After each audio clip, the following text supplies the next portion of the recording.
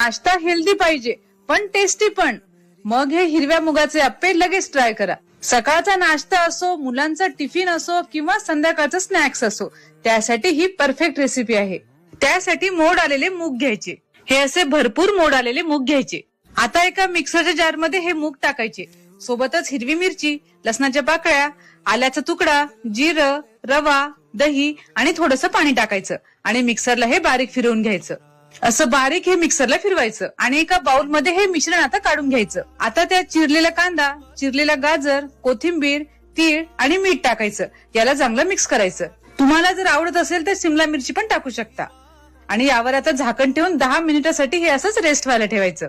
10 मिनिटानंतर यावरचं झाकण काढायचं आणि त्यात पाव चमचा बेकिंग सोडा टाकून चांगलं मिक्स करायचं. हे बॅटर आता रेडी आहे. आता गॅसवर आप्पे पात्र ठेवून त्यात थोडं थोडं तेल टाकायचं आणि हे मिश्रण सर्व आप्पे पात्रात भरायचं. गॅस कमीच ठेवायचा आणि आता यावर झाकण ठेवून 5 मिनिटासाठी हे शिजू द्यायचं. 5 मिनिटानंतर यावरचं झाकण काढायचं आणि हे आप्पे पलटी करून घ्यायचे. पलटी केल्यानंतर यावर थोडं थोडं तेल सोडायचं आणि पुन्हा यावर झाकण ठेवून 5 मिनिटे शिजू द्यायचं. दोन्ही बाजूने आप्पे आता शिजले गेले आहे. आता हे आप्पे काढून घ्यायचे. तर हेल्दी असा प्रोटीन युक्त नाश्ता आता तयार आहे. अशी पौष्टिक रेसिपी नक्की ट्राय करून बघा आणि मला कमेंट करून नक्की सांगा ही रेसिपी तुम्हाला कशी वाटली.